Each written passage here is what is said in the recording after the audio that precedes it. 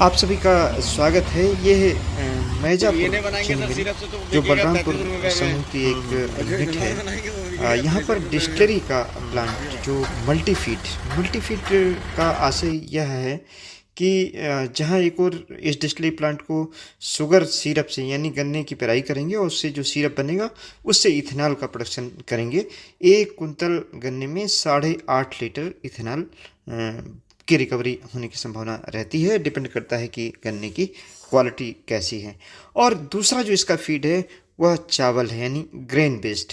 ऐसा चावल जो देखा होगा आपने ख़राब हो जाता है, या काफ़ी जगहों पर आप देखेंगे अगर लॉजिंग हो गई तो चावल में ब्रोकन का परसेंटेज यानी खंडे का परसेंटेज बढ़ जाता है, डैमेज डिस्कलर का परसेंटेज बढ़ जाता है, जो स्टोरेज क्वालिटी जिसकी डिटेरियोरेट कर जाती है। ऐसे चावल को थोड़े से कम प्राइस पर यहाँ पर कंज्यूम किया जा सकता है, उससे इथेनॉल बनाया जा सकता है। 1 कुंतल चावल से करीब 40 से 45 लीटर तक इथेनॉल बनाया जा सकता है। इवन 48 से 50 लीटर तक भी बनाया जा सकता है।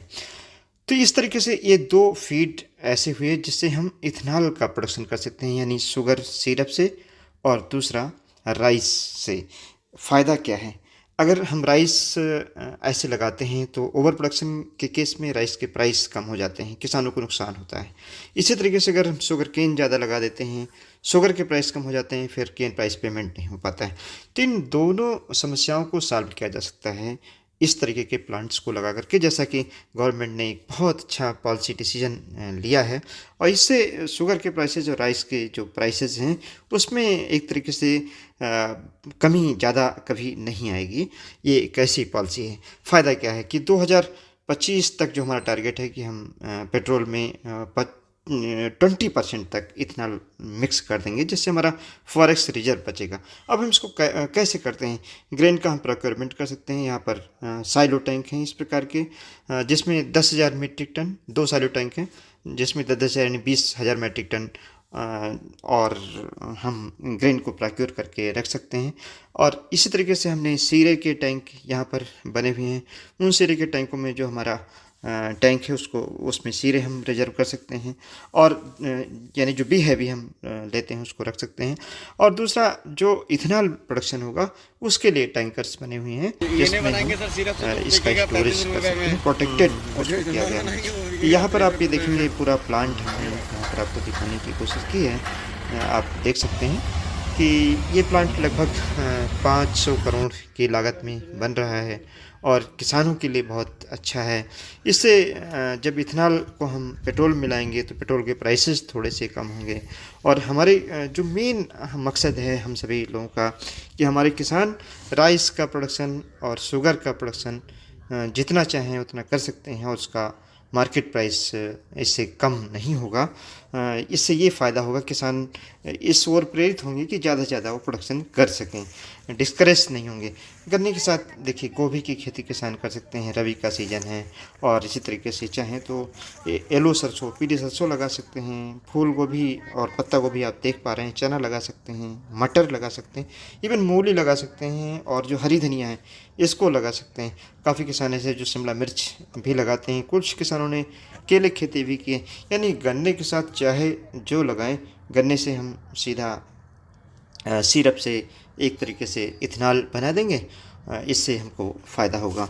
किसान भाइयों, इस प्लांट में आगे से शुगर नहीं बनेगी, केवल इथेनॉल ही बनेगा, जिससे एक एनर्जी का अल्टरनेटिव स्रोत भारत को मिलेगा। और जो हमारा टारगेट है 2025 तक 20% ब्लेंडिंग का पेट्रोल में इथेनॉल का वो कर पाएंगे। यहाँ अनूप जी हैं जो डिस्टिलरी यूनिट के हेड हैं, ये आपको और बेहतर जानकारी देंगे। धन्यवाद। ये जो डिस्टिलरी अभी मैजापुर चीनी मिल में लग रही है, तो इसकी कैपेसिटी क्या है और किस तरीके से हम रॉ मटेरियल को प्रोक्योर करेंगे, और उससे पर डे हम कितना इथेनॉल बनाएंगे, ईएनए बनाएंगे, या उसमें क्या फ्लेक्सिबिलिटी है कि ईएनए भी बना सकते हैं, इथेनॉल बना सकते हैं, स्प्लिट बना सकते हैं, और क्या क्या प्रोविज़न किए गए हैं जिससे कि पानी का वेस्टेज ना हो, जीरो डिस्चार्ज हो। इसके बारे में थोड़ा सा अनूप जी, चूँकि आप इस यूनिट को देखते हैं तो आप बताएंगे तो ये पब्लिक में एक तरीके से अच्छी जानकारी जाएगी। ये मिर्जापुर में जो डिस्टिलरी लग रही है 343 KLPD की क्षमता है इसकी, यानी कि 3,43,000 लीटर पर डे स्पीड का प्रोडक्शन होगा इसमें। ये मल्टी फीड इंडस्ट्री है बेसिकली। इंडिया में ये एक सिंगल वन यूनिट है जो मल्टी फीड पे रहेगी। मल्टी फीड का मतलब ये है कि ये सिरप पे सीजन में जब शुगर मिल चलेगी तो सिरप पे चलेगी, सीजन ऑफ होने के बाद ये BAV और ग्रेन पे चलेगी। BAV हमारी जितनी भी सिस्टर यूनिट है बलरामपुर ग्रुप की वहाँ से आएगा, और ये 100% डाइवर्जन हो रहा है इसमें केन का सिरप के थ्रू इथेनॉल में। ऑफ सीजन में ये ग्रेन पे और BAV पे चलेगी। इस यूनिट में जो भी वेस्ट निकलेगा वो यूनिट के अंदर ही रिसाइकिल होकर यूज होगा फर्मेंटेशन फिलिंग में और चीज़ों में। हमारे यहाँ CPU सिस्टम लगा हुआ है जिसके थ्रू ये पानी पूरा रिसाइकिल होगा, ट्रीटेड होकर। कोई भी पानी बाहर नहीं जाएगा किसी तरीके से भी, ये सारा पानी रिसाइकिल होगा। कितने हमारे पास स्टोरेज टैंक हैं हम जो ग्रेन परचेज करेंगे इस फैक्ट्री को चलाने के लिए, उनकी कैपेसिटी क्या है? ग्रेन का हमारे पास स्टोरेज कैपेसिटी जो है वो करीब 22 दिन का है। हमारे पास 10,000 मीट्रिक टन का एक स्टोरेज है, दूसरा स्टोरेज 10,000 मीट्रिक टन का है। 800 मीट्रिक टन का हमारा कंजप्शन रहेगा रोज का ग्रेन के केस में। तो हमारे पास 22 दिन का करीब कंजप्शन है के लिए स्टोरेज कैपेसिटी है हमारे पास ग्रेन रखने के लिए। किस कैपेसिटी की हमारी फैक्ट्री होनी चाहिए जिससे सिरप हमको मिल सके 350 KLPD की डिस्टिलरी को चलाने? बेसिकली ये डिज़ाइन जो किया गया है शुगर की कैपेसिटी और डिस्टिलरी की कैपेसिटी को देखते हुए, शुगर की कैपेसिटी 4000 TCD पे डिज़ाइन की गई है, जो हमारा 323 KLPD इथेनॉल का प्रोडक्शन होगा पर डे। ऑफ सीजन में हम उसको BAV पर भी चलाएंगे? ऑफ सीजन में हम लोग BAV और ग्रेन पे चलाएंगे। BAV हमारी जितनी भी सिस्टर यूनिट्स हैं बलरामपुर की वहाँ से आएगा, और ग्रेन हम प्रिक्यूब करेंगे बिहार से, UP से, और उसको स्टोर करके रखेंगे। आपकी नज़र में हमारे किसानों को इससे क्या फ़ायदा होगा? किसानों को के लिए बहुत ज़्यादा स्रोत खुल गए हैं उत्पादन के। एक तो वो गन्ना भी उगा सकते हैं और धान भी उगा सकते हैं। इंडस्ट्री जो है ऑफ सीजन में जब चावल पे चलेगी, हमारी ग्रेन पे चलेगी, तो वो चावल का जो भी उत्पादन करेंगे, कृषि करेंगे, वो हमारी डिस्टिलरी के लिए सप्लाई कर सकते हैं, जिससे कि जो है वो डिस्टिलरी में खपत हो पाए चावल की अच्छी तरीके से। इसी तरीके से गन्ने का भी उत्पादन इसी तरीके से गन्ने का भी उत्पादन करते रहेंगे तो विकास क्षेत्र का और किसानों का सभी का विकास भी होगा और देश का भी विकास होगा। बहुत बहुत धन्यवाद।